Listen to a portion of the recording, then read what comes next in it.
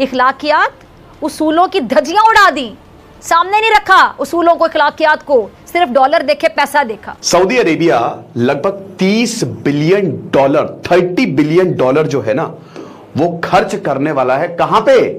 IPL में। ये इतना बड़ा स्पोर्ट्स में इन्वेस्टमेंट भारत में नहीं आया, और अगर ये हो जाता है तो ये सबसे बड़ा इन्वेस्टमेंट स्पोर्ट्स में होगा। सच कहते हैं कि बाप बड़ा ना भैया, सबसे बड़ा रुपया। भारत का बोर्ड तकरीबन एक साल में $500 मिलियन कमाता है। आप क्या चाहते हैं, अफगानिस्तान जीते या पाकिस्तान? अफगानिस्तान। या फिर अफगानिस्तान जा तो इंडिया से क्यों आ गए? तुम्हारा मुल्क भी इंडिया है, तो इंडिया से क्यों आ गया? तो इंडिया भी जाओ।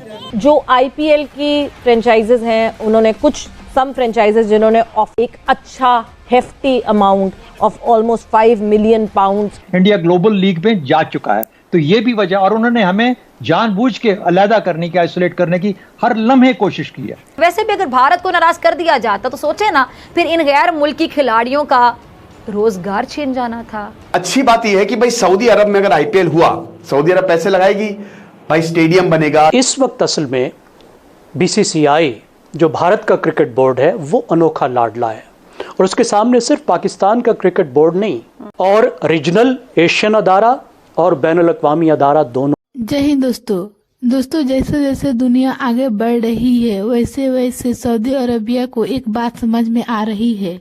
सऊदी अरबिया को तेल की कमी होते जा रही है, इसलिए अपने इनकम को बढ़ाने के लिए सऊदी अरबिया आईपीएल रखा है इंडिया के साथ।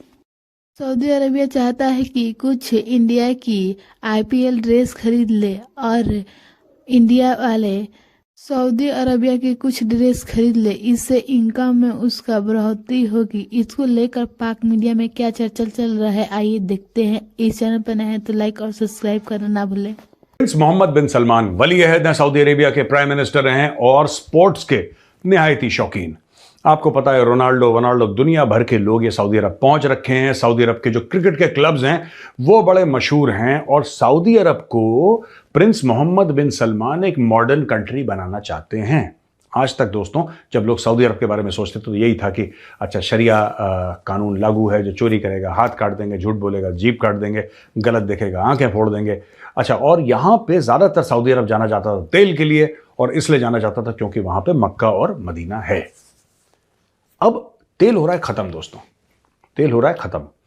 तो अब ये प्रिंस मोहम्मद बिन सलमान को भली भांति इस बात से ये परिचित हैं। उनको पता है, he is an intelligent guy, he is a visionary, he is a smart guy. उनको पता है सऊदी अरब को अगर मैं मुझे फ्यूचर में ले जाना है ना, तो मुझे कुछ और करना पड़ेगा। मैं तेल पे डिपेंड नहीं रह सकता, क्योंकि 25-30 साल की और कहानी है तेल की, उसके बाद तेल का तेल निकल जाएगा। उन्होंने भारत के परिप्रेक्ष्य में इस कॉन्टेक्स्ट में क्या बोला है? कुछ समय पहले सऊदी अरब के लोग प्रिंस मोहम्मद बिन सलमान के डायरेक्शन पे उन लोगों ने गवर्नमेंट ऑफ इंडिया से संपर्क करा और बोला साहब जो आपका आईपीएल है ना, आईपीएल को एक होल्डिंग कंपनी में डालो, इसकी वैल्यूएशन हमें समझ में आती है करीब 30 अरब डॉलर की। आईपीएल की जो वैल्यूएशन है वो हमें समझ में आती है 30 अरब डॉलर की। आप इसको एक होल्डिंग कंपनी में डालो, और उस होल्डिंग कंपनी में 5 अरब डॉलर दे के उतना परसेंटेज हम आईपीएल का खरीदना चाहते हैं, जो भी उसका परसेंटेज बनेगा वो हम खरीदना चाहते हैं। तो दोस्तों आईपीएल जो है दुनिया की सबसे बड़ी क्रिकेट लीग है, इसमें कोई शक नहीं है। It is much bigger. एक जमाने में हमारे टाइम पे तो एशेज बड़ा बोलते थे, बड़ा हम सुनते थे एशेज का। एशेज कुछ भी नहीं है आईपीएल के सामने, जबकि एशेज जो है वो एक बायलैटरल है इंग्लैंड और ऑस्ट्रेलिया के बीच में, लेकिन IPL has blown away everybody. और आईपीएल इतना बड़ा बन गया है कि सिर्फ क्रिकेट की सबसे बड़ी लीग नहीं, दुनिया में स्पोर्टिंग में अगर आई थिंक टॉप 5 या टॉप 7 लीग्स आती हैं पूरे दुनिया में, जिसमें हर एक स्पोर्ट शामिल है, जिसमें आपका बास्केटबॉल शामिल है, जिसमें आपका फुटबॉल शामिल है, उसमें आई थिंक टॉप 5 या टॉप 7 में आईपीएल जरूर आता होगा। प्रिंस मोहम्मद बिन सलमान कहते हैं 5 अरब का मैं भी स्टेक लूंगा, और यह कहते हैं कि मैं मानता हूं कि करीब 30 अरब का मामला है आईपीएल का, उसमें से 5 अरब का पार्टनरशिप मेरी। तो ये इतना बड़ा स्पोर्ट्स में इन्वेस्टमेंट भारत में नहीं आया, और अगर ये हो जाता है तो ये सबसे बड़ा इन्वेस्टमेंट स्पोर्ट्स में होगा। तो अफगानी हो? अल्हम्दुलिल्लाह। अफगानी? इन्होंने बोला था अफगानिस्तान के साथ मैच फिक्स है, बताइए इनको जरा। वो जीत आ जाते हैं, अफगानिस्तान भी सिर्फ जीत आ जाते भाई अफगानिस्तान में मुल्क है यार अपना, हम तो क्यों नहीं आते? देख रहा अफगानी है यार, क्या बात कर रहा है तू यार? देख रहेगा सिर्फ जीतेगा अफगानिस्तान? जीतेगा। सिर्फ हमारी दुश्मनी है इसराइल से, चीर के रख देंगे जे भारत जीत गया फिर तुसी की करोगे? तो कोई बात नहीं, फिर क्या है? क्या बात है। जीता गया पाकिस्तान से, इंशाल्लाह दोबारा भी हम जीता जाते। आप क्या चाहते हैं, अफगानिस्तान जीते या पाकिस्तान? अफगानिस्तान, मैं खुद अफगानिस्तान भी मेरा मुल्क है, वो मेरा इलाका। क्या कमाने आया फिर अफगानिस्तान जा?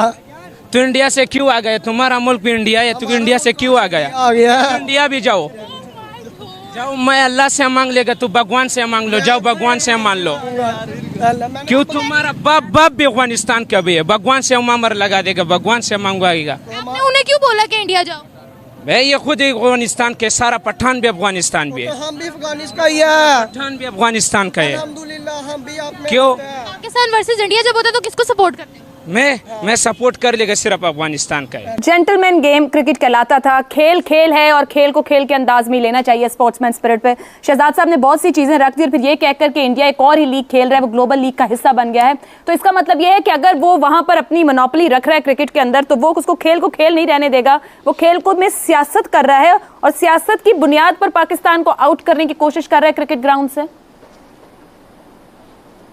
जेंटलमैन होना एक ऐसी चीज़ है जिस पर किसी को मजबूर नहीं किया जा सकता।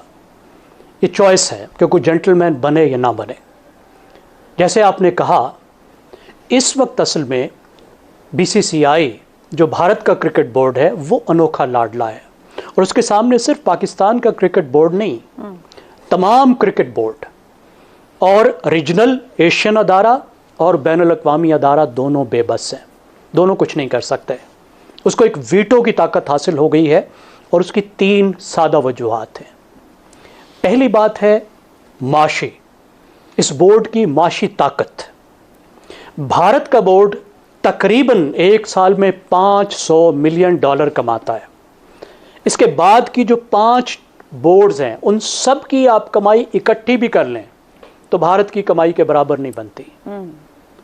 अब इस वजह से सब टीमों को और ख़ास तौर पर एशियन जो तंजीम है और जो बैनुल-अक़वामी तंजीम है ACC और ICC, उसको भारत की बात माननी पड़ती है।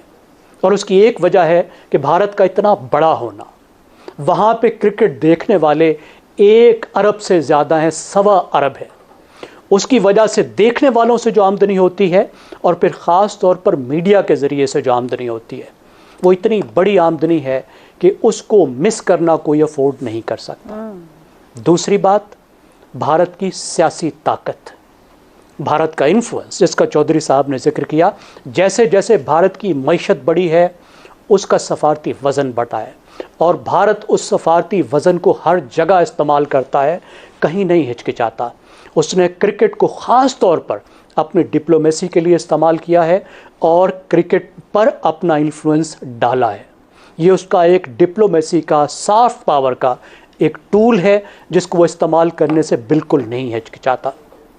तीसरी बात, भारत के खिलाड़ी। भारत के पास दुनिया के बेहतरीन खिलाड़ी मौजूद हैं, एक बहुत अच्छी टीम है और कोई ये अफोर्ड नहीं कर सकता कि भारत वॉकआउट कर जाए, भारत ना आए, किसी टूर्नामेंट में भारत के खिलाड़ी ना आए।